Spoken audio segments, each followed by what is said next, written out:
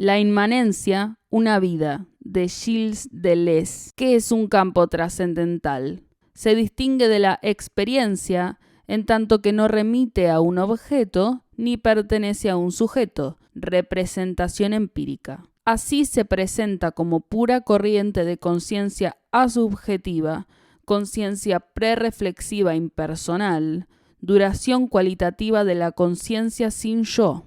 Puede parecer curioso que lo trascendental se defina por tales datos inmediatos. Se hablará de empirismo trascendental por oposición a todo lo que hace al mundo del sujeto y del objeto. Hay algo de salvaje y de poderoso en un empirismo trascendental tal. No es ciertamente el elemento de la sensación, empirismo simple, puesto que la sensación no es más que un corte en la corriente de conciencia absoluta. Es más bien, por próximas que estén dos sensaciones, el pasaje de una a la otra como devenir, como aumento o disminución de potencia, cantidad virtual. Entonces, hay que definir el campo trascendental por la pura conciencia inmediata, sin objeto ni yo, en tanto movimiento que no comienza ni termina. Incluso la concepción espinosista del pasaje o de la cantidad de potencia recurre a la conciencia.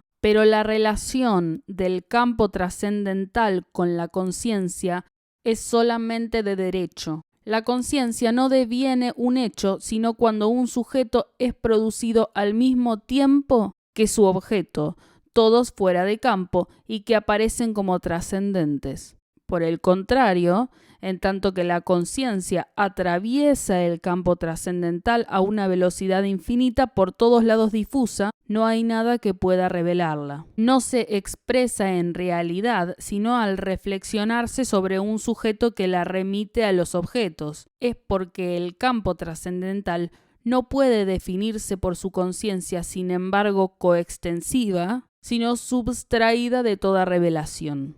Lo trascendente no es lo trascendental. A falta de conciencia, el campo trascendental se definiría como un puro plano de inmanencia, porque escapa a toda trascendencia tanto del sujeto como del objeto. La inmanencia absoluta es en sí misma, no está en algo, en algo, no depende de un objeto y no pertenece a un sujeto. En Spinoza, la inmanencia no está en la substancia, sino que la substancia y los modos son en la inmanencia. Cuando el sujeto y el objeto que caen fuera del plano de inmanencia son tomados como sujeto universal u objeto cualquiera a los cuales la inmanencia les es atribuida, es toda una desnaturalización de lo trascendental que no hace más que redoblar lo empírico, así en Kant, y una deformación de la inmanencia que se encuentra entonces contenida en lo trascendente. La inmanencia no se relaciona con algo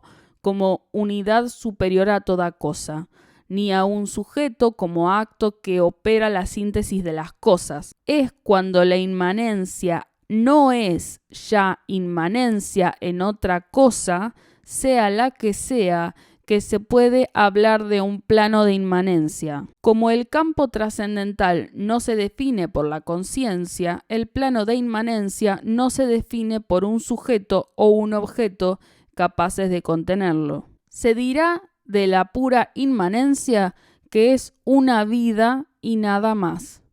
No es inmanencia en la vida, sino que la inmanencia que no es en nada es ella misma una vida. Una vida es la inmanencia de la inmanencia. La inmanencia absoluta es potencia y beatitud completas. Es en la medida en que sobrepasa las aporías del sujeto y del objeto que Fichte, en su última filosofía, presenta el campo trascendental como una vida que no depende de un ser y no está sometida a un acto. Conciencia inmediata absoluta, cuya actividad misma no remite ya a un ser, pero no cesa de plantearse en una vida. El campo trascendental deviene entonces un verdadero plano de inmanencia que reintroduce el espinosismo en lo más profundo de la operación filosófica. ¿No es una aventura semejante la que sobreviene a Maine de Biran en su última filosofía, aquella que él estaba demasiado fatigado para llevar a cabo, cuando descubría bajo la trascendencia del esfuerzo una vida inmanente absoluta? El campo trascendental se define por un plano de inmanencia y el plano de inmanencia por una vida. ¿Qué es la inmanencia?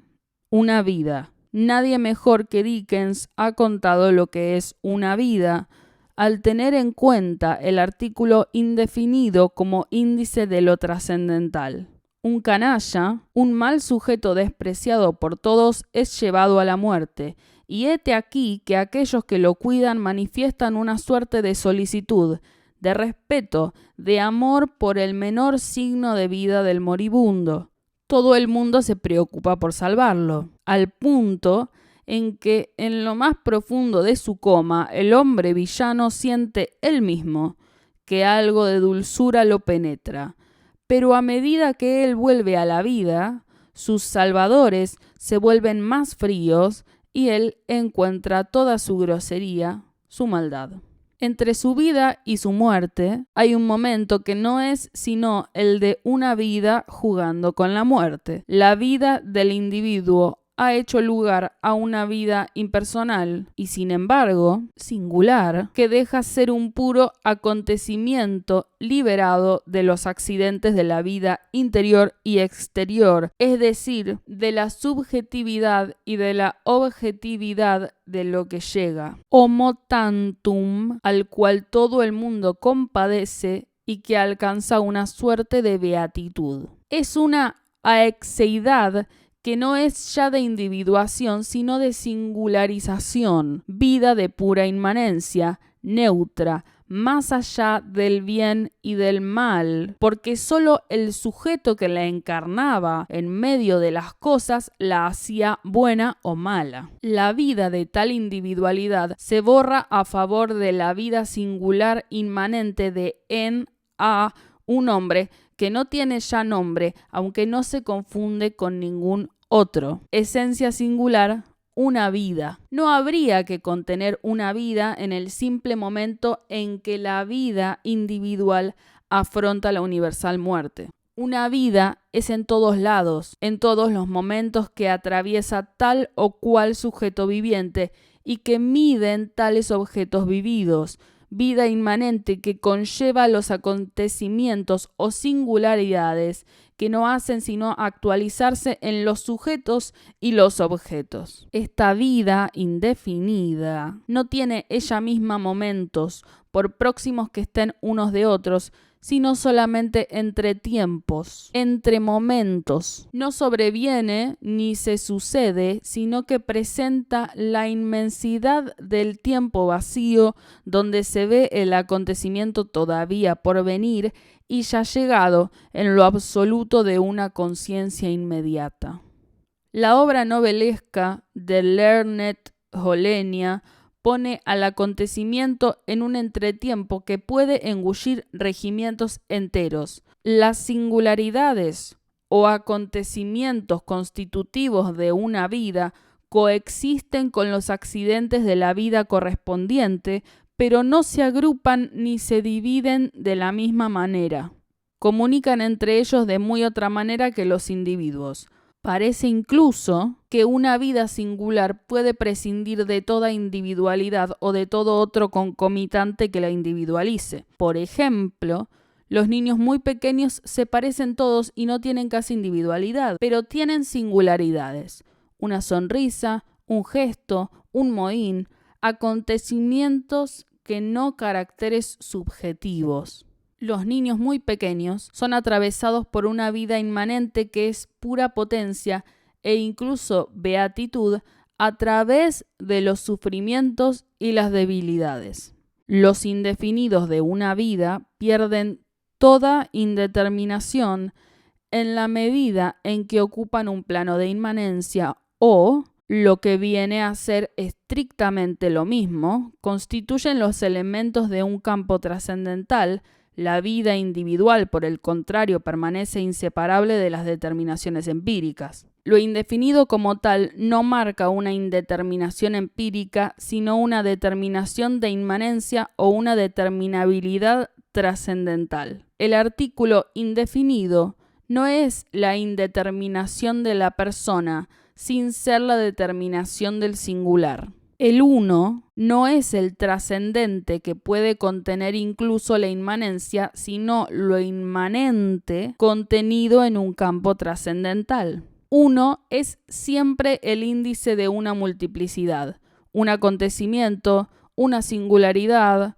una vida. Se puede invocar siempre un trascendente que cae fuera del plano de inmanencia, o incluso que se lo atribuye.